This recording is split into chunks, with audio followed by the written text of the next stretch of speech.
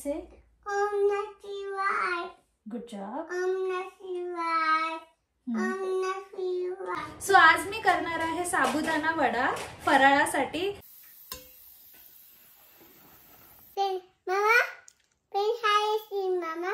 Hide and seek. Okay, where is. बाहेर निघाले आणि बघते तर पाऊस येतोय. Hello guys, welcome back to a channel. हा प्रवास तुझा माझा फ्रॉम इंडिया टू कॅनडा. तुमच्या सगळ्यांचं खूप खूप स्वागत आहे पुन्हा एकदा आमच्या युट्यूब चॅनलवर. आय होप तुम्ही सर्व मजेत आहात आणि आम्हीही एकदम मस्त आणि मजेत आहोत. तर सगळ्यात आधी आज सगळ्या जगातल्या वुमन्सला माझ्याकडनं वुमन्स डेच्या खूप खूप शुभेच्छा. आणि आज आहे महाशिवरात्री सुद्धा, तर खूप छान दिवस आहे. आज महाशिवरात्री आहे आणि तुमची महाशिवरात्री तिथे सेलिब्रेट करून झाली असेल इंडियाला, पण आज इथे आमची महाशिवरात्र आहे. सो आज सकाळपासून आम्ही सगळं आवरून घेतलेलं आहे. बऱ्यापैकी थोडीफार कामं झालेली आहेत. आरवचा ब्रेकफास्ट झालेला आहे आणि नंतर त्याची अंघोळ, माझी अंघोळ झाले आणि मी आज असा ड्रेस पण घातलेला आहे. घरच्या घरीच मी बेसिक पूजा करणार आहे आज. आणि आज माझा उपवासही आहे. सो मी साबुदाणे भिजत घातलेले आहे. आता जवळपास वाजलेत 12. तर सगळ्यात आधी मला पूजा करून घ्यायची आहे, कारण की सकाळच्या गडबडीमध्ये मला सगळ्यात आधी पूजा करायची होती, पण मला वेळ मिळाला नाही. एवढी चांगली गोष्ट आहे की आमच्या दोघांचं सध्या आवरून झालेलं आहे, तर आता पूजा एकदम निवांत होऊ शकते. सो आता सगळ्यात आधी पूजेची तयारी करूया, पूजा करूया आणि नंतर मग जेवणाची तयारी सुरू करूया. What are you doing, Arav? Papa ask mama. Okay बेटा, मामा येते, मग आपण दोघं जण जेजे बापा करूया, ठीक आहे? ओके बेटा. Bye. Orange, red, pink. Open.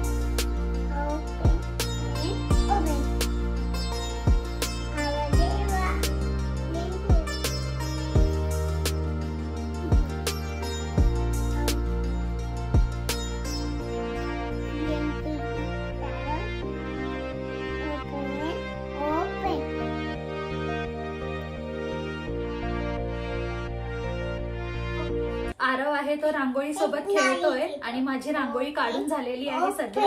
आणि पूजेची सगळी सामग्री मी घेतलेली आहे, तर आता पूजा करायला घेते. आणि तुम्ही बघितलेलं जेव्हा मी इंडियावरून आणलेलं तेव्हा कासव आणलेला.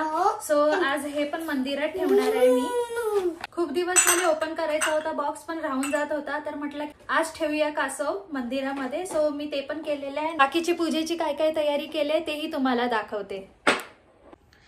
सो पूजेची सगळी तयारी केलेली आहे. इथे सगळे भांडे वगैरे धुवून घेतलेले आहेत आणि कळस पण, आज मला कळसाचं पाणी पण चेंज करायचं होतं.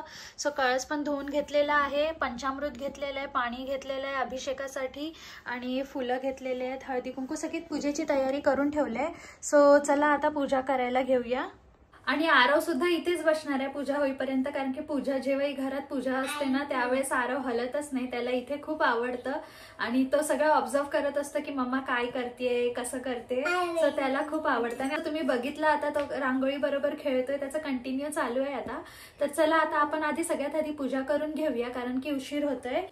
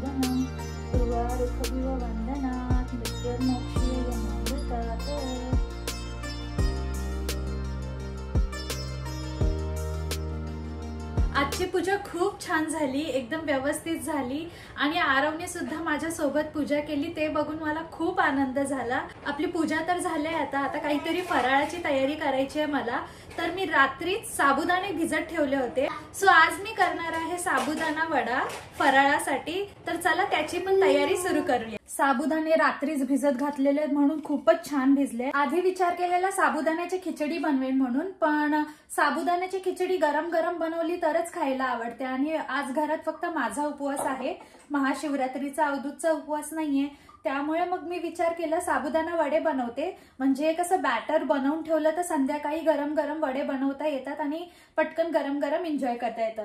सो त्यामुळे मी विचार केला आज साबुदाणा वडे बनवूया, म्हणजे आताही होतील आणि संध्याकाळसाठीही होईल। याच्यामध्ये जास्त काही टाकणार नाहीये मी, कारण की उपवासाला तसंही आपण जास्त काही टाकत नाही, चमचमीत बनवायचंच नसतं। सो फक्त सिंपल आता मी शेंगदाणे भाजून घेते, शेंगदाण्याचा कूट बनवून घेणार आहे, ते मिक्स करते। बटाटे पण बॉईल झालेले आहेत, तर बटाटे चुरून याच्यात मिक्स करायचे आहे आणि त्याच्यानंतर मीठ आणि मिरची व्यवस्थित टाकायची आहे, बस एवढंच टाकणार आहे आणि सिंपल आपले साबुदाणा वडे रेडी होऊन जातील। साबुदाणा वडा बनवण्यासाठी सगळ्यात आधी एका पॅनमध्ये मी थोडेफार शेंगदाणे घेतलेले आहेत, याला आपल्याला खरपूस भाजून घ्यायचं आहे। मी साल न काढताच त्याला मिक्सर ग्राइंडरमध्ये ट्रान्सफर केलेले आहे आणि 4 मिरच्या ट्रान्सफर केलेल्या आहेत आणि हे आपण व्यवस्थित बारीक याचा कूट करून घेणार आहे। बारीक झालेल्या शेंगदाण्याचा कूट मी आता याच्या साबुदाण्यामध्ये ॲड करून घेतला आहे, थोडंसं आलं खिसून टाकलेलं आहे आणि चवीनुसार मीठ। या सर्व वस्तूंना आपल्याला एकत्र मिक्स करून घ्यायचं आहे।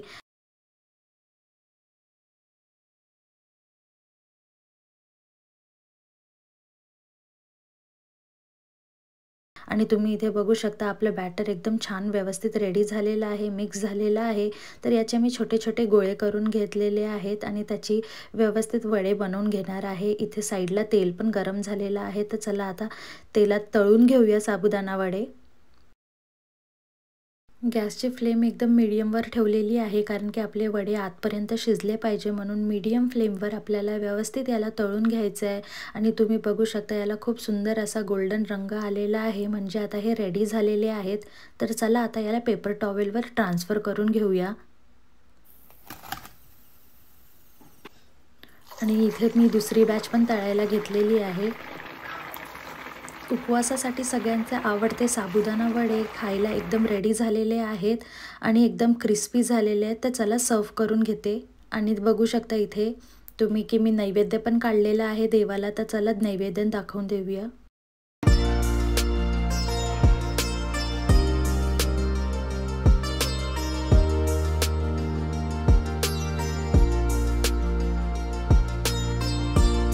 साबुदाणा वडे बनवता बनवता आरोलाही भरवून घेतलं, त्याला पास्ता होता जेवणाला, सो त्यांनी पास्ता खाल्ला। सकाळपासून मी पण काही खाल्लं नव्हतं, तर म्हटलं चला आता पटकन खाऊन घेऊया, 2:15 झालेले आहेत आणि आता थोडी भूक लागायला लागली। सो पण त्याच्या आधी बघूया आपले साबुदाणा वडे झालेत कसे झाले। तर खूप छान आहे, तसे दिसायला तर खूप छान झालेत, टेस्ट पण करून बघूया। तुम्ही बघू शकता एकदम छान क्रंची झाले, मस्त। आणि जसं असतं ना बाहेरून एकदम कुरकुरीत आणि आतमध्ये एकदम सॉफ्ट, तसंच झालेले आहे। त्याच्यातनं खूप गरम आहे ऍक्च्युली, तर टेस्ट करून बघते।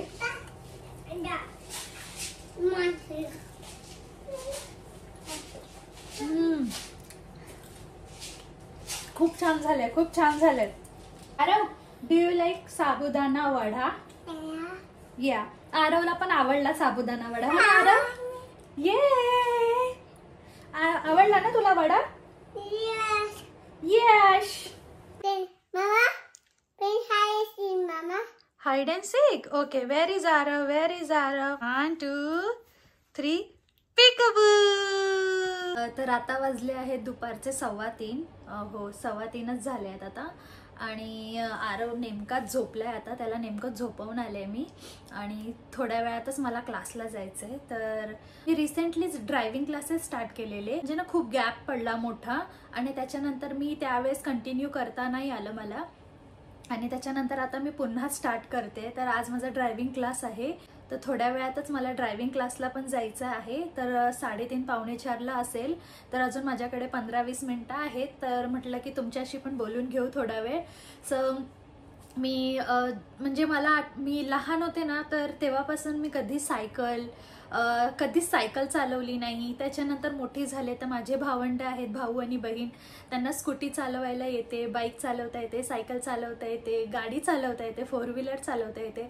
पण मला यातलं काहीच येत नाही, कारण की नेहमी मला एक भीती असायची की माहीत नाही मला जमेल की नाही. आणि या सगळ्या भीतीमुळेच मी कधी सायकलही चालवू शकले नाही, स्कूटी आणि 4 व्हीलरचा तर कधी विचारही केला नव्हता की मी माझ्या आयुष्यात कधीतरी 4 व्हीलर चालवेन म्हणून. कारण की जेव्हा लग्न झाल्यावर पण अवधूतच गाडी चालवत होता आणि आतापर्यंत सर्व मॅनेजेबल होतं. अवधूत मला कामाला सोडायचा आणि जेव्हा जेव्हा त्याला पॉसिबल असायचं तेव्हा तेव्हा मला तर घ्यायला पण यायचा.